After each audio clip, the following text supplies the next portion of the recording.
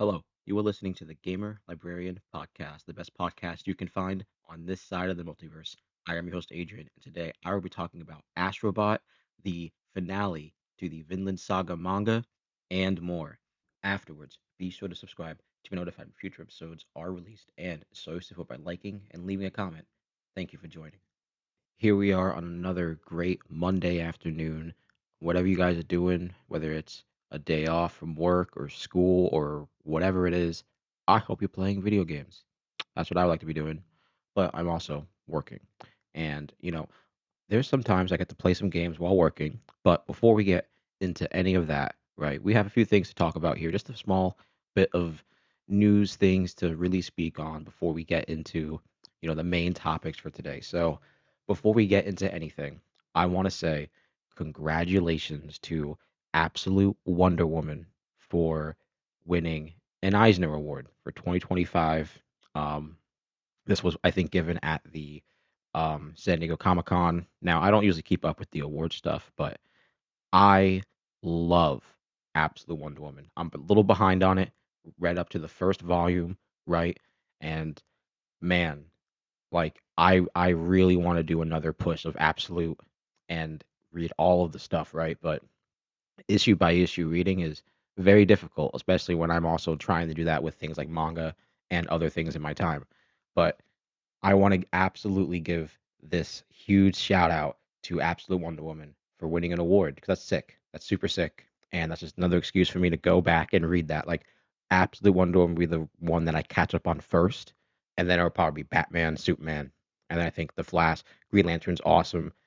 Green, uh, the Green Martian or the Martian Manhunter. Yeah, I think he has one.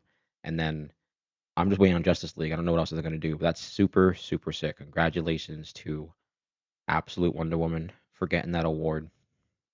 Now, something else here.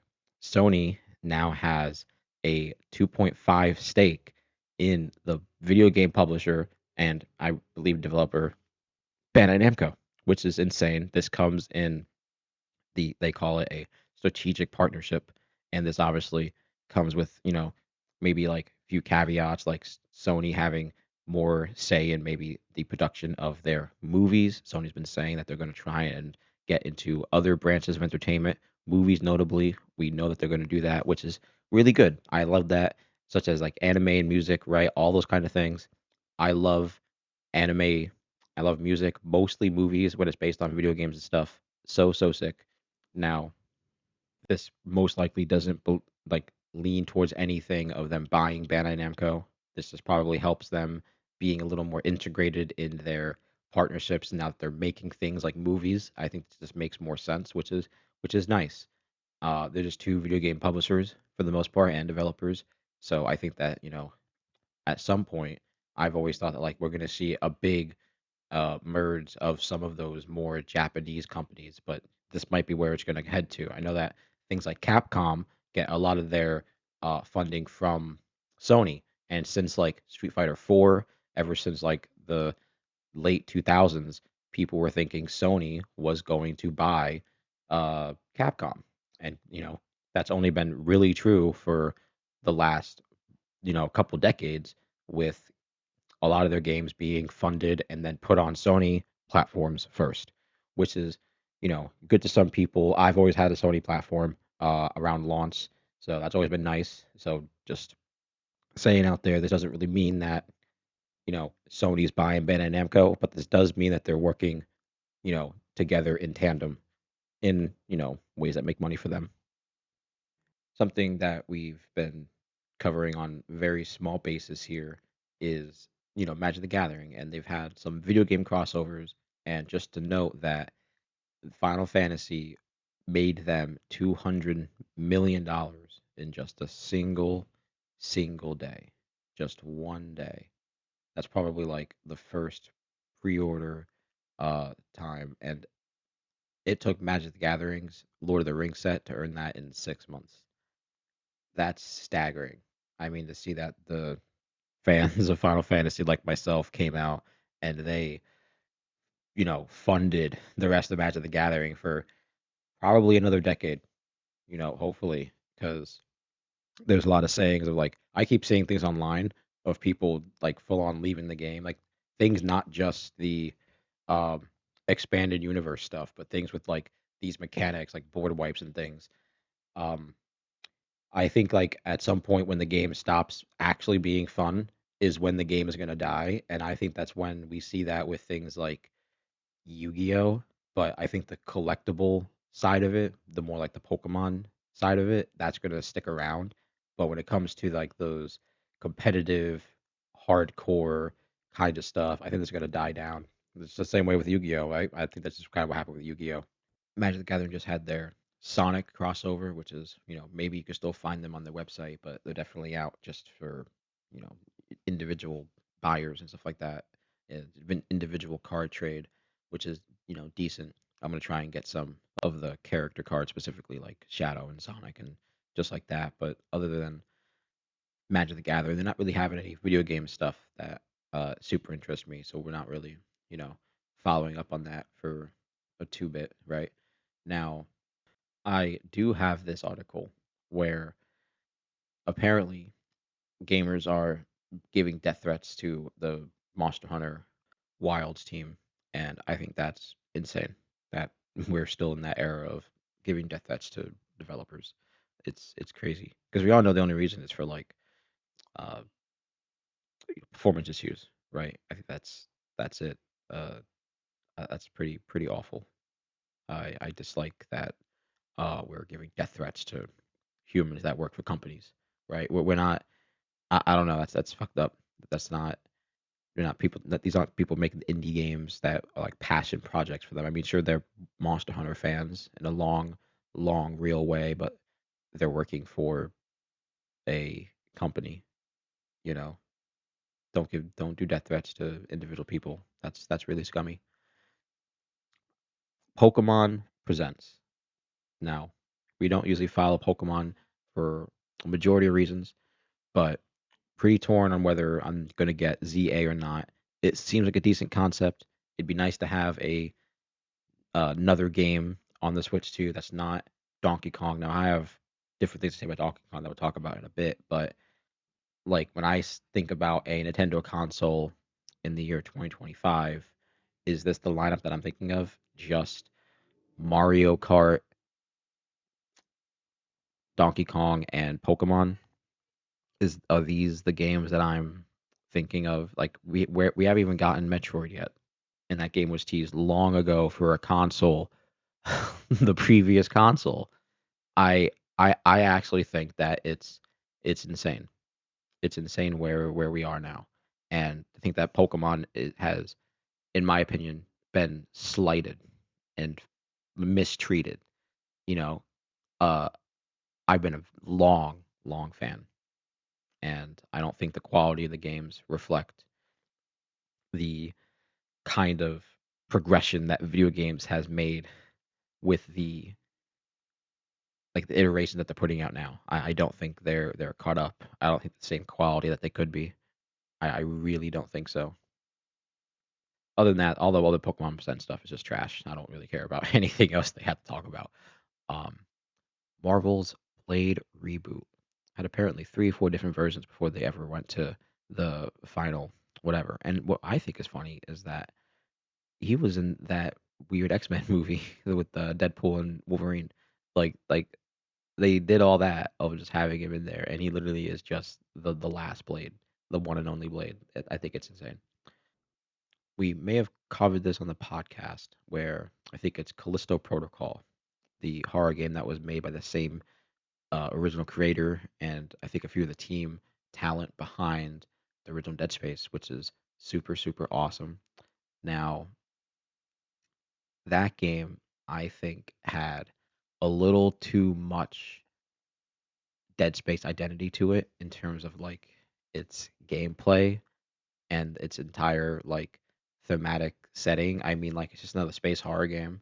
It's kind of the same premise, mutated people for some reason, and then the combat it was actually stiff, very very stiff, and it was stiff in the way that like melee and range combat felt so different from each other because you really couldn't intermingle between the two like efficiently. It wasn't like they kind of really nerfed melee combat in that game from what I've seen because they have those weird animations where you have to like hold the button each time and you have the combos where you do the three hit combos. I disliked it. I tried to do range as much as possible in that game, which is the way it should be played from what it seems like. But overall experience was fun, but it didn't feel like a tight survival horror game. I played that game on hardest difficulty. I didn't feel like a tight survival horror game in the same way Dead Space 1 did. In the same way Dead Space like 1 Impossible mode does, especially on the remake that came out like I think 2 years later after Callisto Protocol. Insane. So the developer he calls it's tough out there for A development and it's probably gonna be his last game. Uh that's very sad because I really liked it. I thought they were talking about a sequel. I think there's even a DLC that might have came out, and that game I'm sure will do fine over time with sales, like horror sales, because it's not inherently a bad game. I don't call it a bad game, but I just feel like it could have done a little bit better to diverge from Dead Space proper and maybe been its own thing in terms of just gameplay and like its own setting and like narrative, just not really being a very copy pasted Dead Space like. It could have had its own identity. So overall, I think it's fun. Go check it out if you like horror games. Speaking of horror, right? There's apparently a new Friday the 13th prequel movie and video game on the way, and tying into like the what is it? Um, I think it's WB owns them now. I know they're doing like some TV show or something that got like, you know, put in development hell for forever. So there was a horror game called Invokir that got announced today. It's like a horror Jumanji four-player game. Looks super cool, and I'm very excited to play it. No idea what the release date is. It says like coming soon, just the trailer. But I'm very excited. Going to keep my eye out on Invoke here for as long as I can. It does seem super sick. So we'll have like a picture up there of it if we can. And so for news, that's really just it, right? We're not really in the game announcement time right now. I think we're gonna have some small showcases. Like I think Gamescom is coming up soon, and then we're gonna have like the there's one in like Japan that's a big one. I think Square Enix has like a usual like small mini one, and then I think even like Gamescom Germany will be like sometime later, which is awesome, right? I gotta get like a more proper calendar for these game announcements, right? We're trying to get more settled with the podcast, be more streamlined. Our episode 100 is coming soon, so we're gonna be a little more on top of things just to get feel like we're moving along here, which is gonna be nice. It's gonna be good, but we try to do our best to maintain on the main things that matter, and that's playing video games. That's what matters here. After playing Donkey Kong Bonanza, I'm gonna say it. I felt like that was a disappointing platformer. Now, it was a really fun like adventure game. It was a really fun like 3D Donkey Kong game. I'm not somebody who's a big fan of Donkey Kong, the side-scrolling games. I've only played Tropical Freeze. That's literally the only one. I really liked it. Super sick. Now, this game is obviously done by the team that did Mario Odyssey. You can see that in the game design, you can see that in the music, all that. Great package overall, and not what I would think of when I'm like, oh, Donkey Kong's back. Because I was like, oh, those games are awesome. The Donkey Kong Country games. Those games are super sick. I mean, like iconic. They were like up there with literally Sonic, Mega Man, and Mario. Like in terms of those high scrollers, Kirby, right? Yoshi. I think those are all up there. And for a game to try and make that a 3D game, very difficult. Mario works out pretty well. He's had three iterations to do that, multiple. And I have my own gripes with Donkey Kong, just to, talk about it in the last episode, right? But I felt like it didn't have that same 3D open world platforming charm that some of those games do.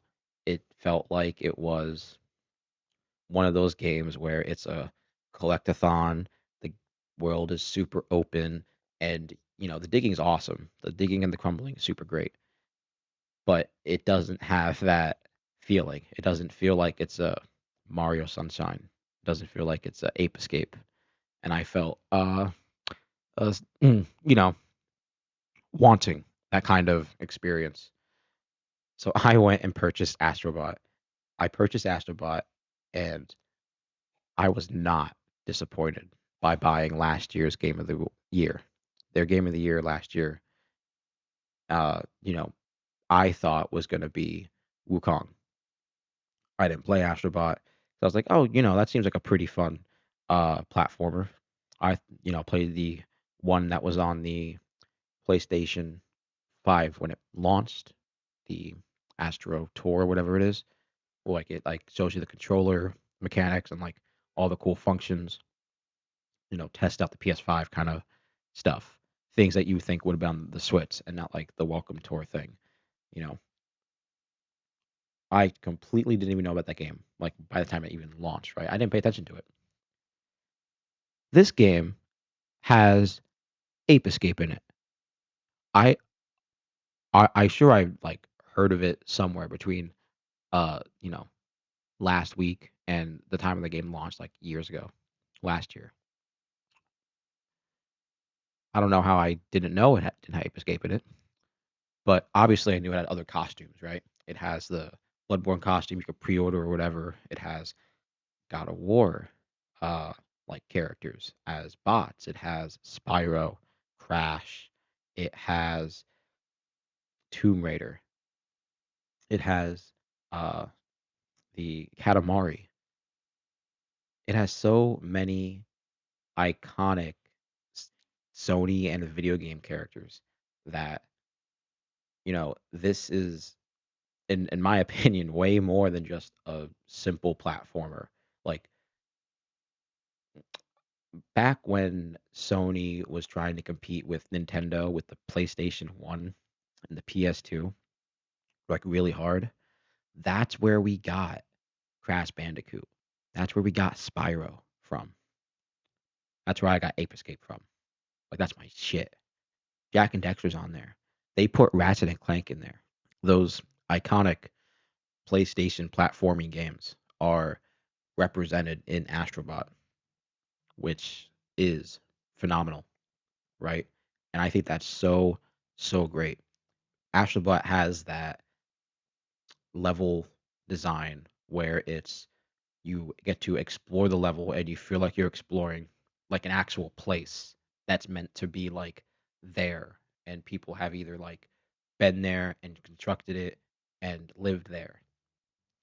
In contrast, Donkey Kong's like, I mean, I'm just breaking shit up. Like there's small little pockets of places, but you're kind of just obviously, breaking stuff up. You're not searching cool little zones or stuff, which is okay.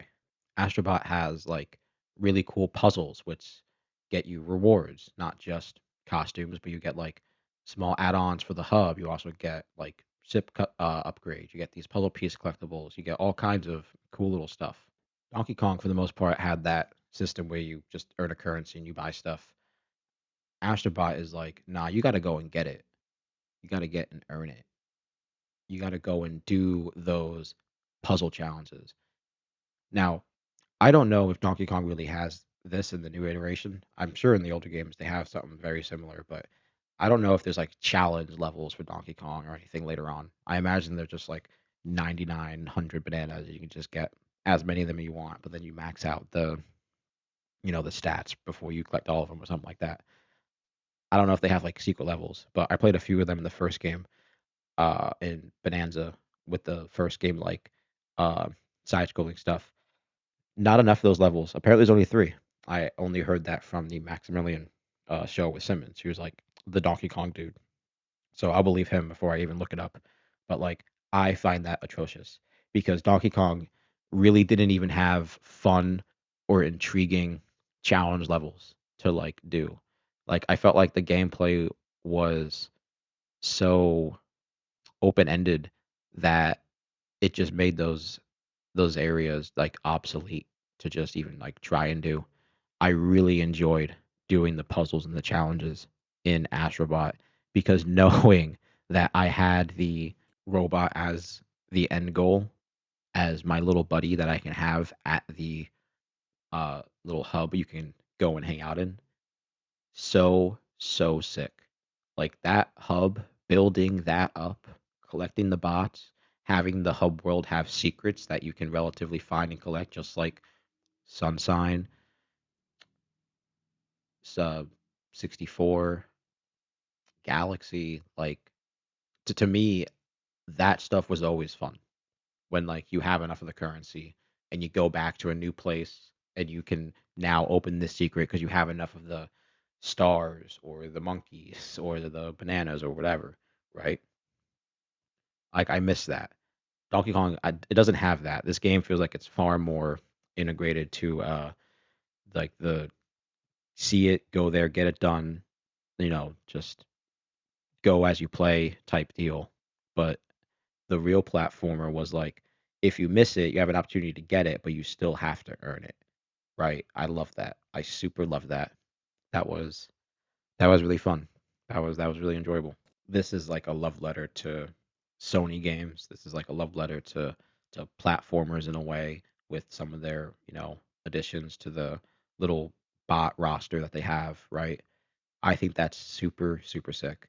I want Astrobot to get another sequel. Like I want this game to get another sequel, but it probably won't. It'll probably just be a one and done thing.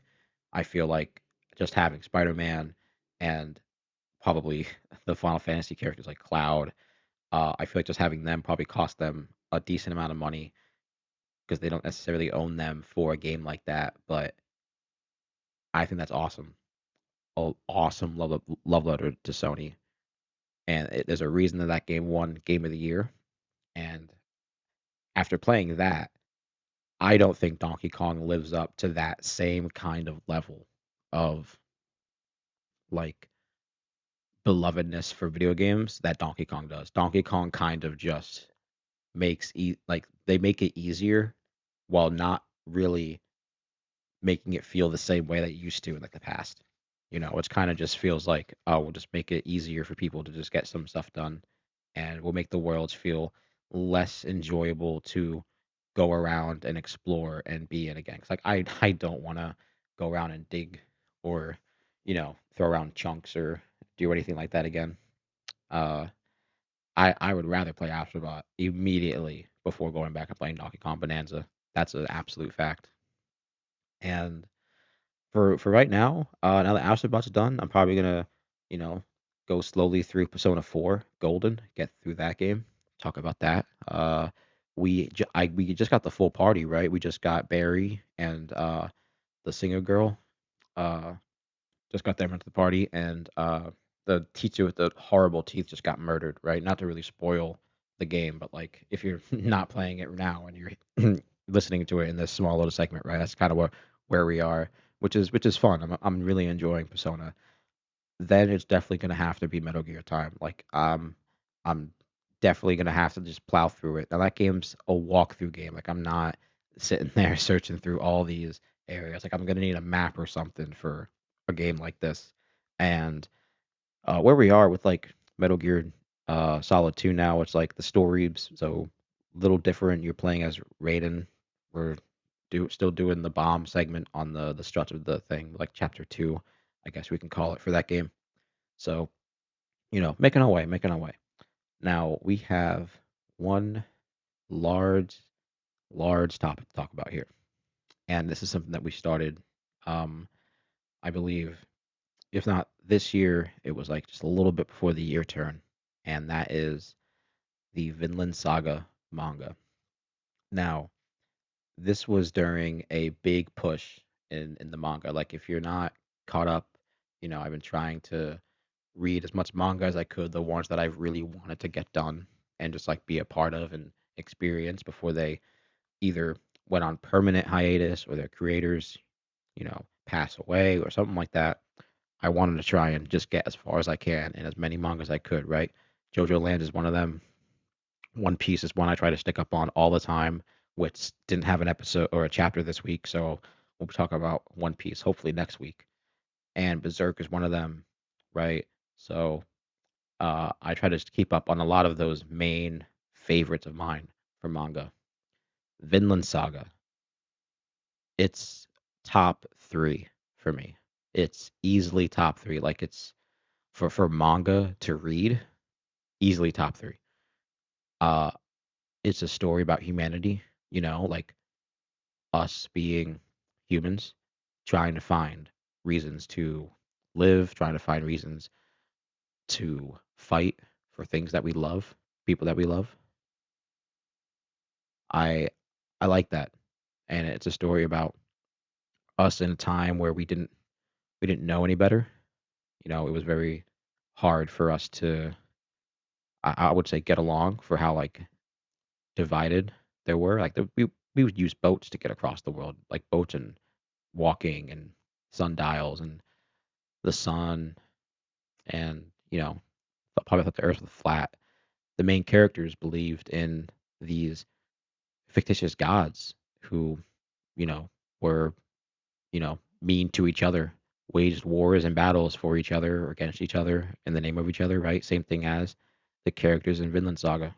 Thorfinn's journey, that we see him as like a 4 or 6 year old, and then the entire journey of his life to realizing what his life can and could be, should be, why he fights for it, how he gets to where he becomes, and the beginning, right? Like he, like we're going to talk about spoilers here, but he lives the life of his father, right? It's that full cycle. You could probably obviously see it in the end, but to me, where it ends is one of the most pivotal points in the entire like story, because the story there had any kind of point to just be, oh, it's just because end, and it could be one of the better happy endings like ever, like it really could be. But we all know how the story ends, right? Like we're living the story. It's a story about us, right? It's one of the earliest encounters of the Native Americans and um I would say at that point like Eastern civilization, I guess, right? I guess the American Native Americans are Western culture, and being able to see how those two can come to simple misunderstandings and odd commonalities that become those misunderstandings, and the kind of permanent guard, permanent distrust that'll always be with like just people just coming out of nowhere, right? Especially when you already have a history of that. We're talking about these civilizations that have such a long history of fighting against other humans. Like it's something we'll probably never get away from, which is insane. We talk about things like Berserk. Berserk has magic and demons. The closest thing that gets me to Berserk and about like humanity is like the perseverance of like Guts' group, and then Griffith's betrayal of his friend, right? I think that's relatively human. Everything else is just like, oh, demons and everything is bad. One Piece, it's like it still has magic fruit, fishmen, merfolk, right? But it's still a very human story in a lot of ways. But it's not a story about us. It's not our story. We read a manga here in the podcast of the movements of the Earth orb, right? That is a story about humanity, like a real humanity struggle, something from our past, something that like was a pivotal moment in our history. So like for something like Vinland Saga manga to end, especially in the way that it does, it's just a testament for how like we have a long way to go before these kind of issues ever stop becoming an issue coming up, because we are in a time of severe misguided trust. I would say misguided trust because there's a lot of people looking towards other people to do the right thing for them. And I think we all know what the right thing is. Live and let live, leave people alone, let people live their lives. You know, we're all animals, organisms trying to live on this big ball. Should be spending that killing each other and shit. Back then, they were fighting for like real survival for the most part, at least in like the end of it, right? It's a bad situation, but I think stories like Vinland Saga are ones where like you really look at like where we come from, or Orb, you look at where we come from and like how you can definitely see why we get in these kind of misguided and stupid fights. But I loved it. I loved Vinland Saga, the entire identity of it. The I have no enemies. The like it made me like appreciate soldiers a lot. You know, it makes me appreciate soldiers in a lot like more sense. And we talk about like Vikings, right? We're just talking about, and people that, sure, they raided the coast of what, England and other countries, stuff like that, but like they did that for their survival, for their, in a way, their culture, part of their culture. What kind of, culture isn't your defense force? The people that would fight for you, the people that live their lives for you. Like I find it a necessary. I don't find it an evil, but I find it necessary to have like people willing to fight and defend and give your lives for, you know, their homeland or their family. Stories like that. Vinland Saga is insane, absolutely insane, and it was a fun ride the whole time. Like I read that stuff at work. I'm gonna get the Vinland Saga manga in full print. It's gonna be right up there next to Dragon Ball, the second One Piece, and Vinland Saga end, or not Vinland Saga, One Piece and Berserk end. Once those end, they'll be right next to Vinland Saga. Like those deserve to be in myself. I'm gonna get Orb. Yeah, like I want to have those on there. Vinland Saga is phenomenal. The anime, I don't know. I've seen stills from the anime and a little bit of the like scenes from it, and it seems like the animation isn't really there. You know, that's my opinion. I don't really like talking about that kind of stuff before I even like watch the whole thing. But like, I don't know. The manga just hit different. The manga hit so good. But I loved it. I did love it. So go and read Vinland Saga any way you can. Obviously, go pay for it if you can. Support the writer. But I love that story, and I think that anybody who likes, you know, soldiers or fighting or you know humans struggling, that's that kind of story. It's a real gritty story. I love it. Massive that it took 220 chapters. Like it's phenomenal. So I usually don't try to say a lot of the names of the authors like all the time. I know I'm just gonna butcher it, but I do want to just give a shout out to him before we just get off of it. But I'm gonna butcher it. Makoto Yukimura. Yeah, man. Shout out. Shout out to Makoto Yukimura for delivering one of the like pivotal pieces of manga that tell a human story, a piece about history. I'm sure there's many of them out there, but it's about Vikings, and that's sick as fuck. Love it. So go check that out. Now we're gonna be getting back in the JoJo lands. I've been rereading that, and then obviously One Piece, and gonna try and get caught up on Chainsaw Man and Dan to Dan for the podcast here. And we're gonna try and wrap up really fast, but we also are doing South Park. The newest South Park season is so far great with just one episode. because it cost $1.5 billion just to make fun of Trump, just to be like, we have to pay Trump to let us do this. Yeah, yeah. It was mostly like Paramount that bought the season, so like a whole season of South Park cost 1.5 billion, which is insane. So kudos to them. Very, very happy. I'm very much looking forward to it. Use that money, make a new game. That's what you got to do. And for movies, right? We're gonna try and see Fantastic Four. Talk about that next week. I've been hearing good things. I've been hearing good things. I don't know. Superman really got me back into the superhero movies, right? We're kind of wishy-washy on them so far, but uh, I don't know. Cherry with Tom Holland, phenomenal war movie, phenomenal. You got to check it out. I think it's great. And a sleeper hit, one that I didn't think was going to be good, came out like 2 or 3 years ago. I like movies. Watched it last night. Super, super great. It's a coming of age movie. You're like, I love those. It's your standard coming of age movie.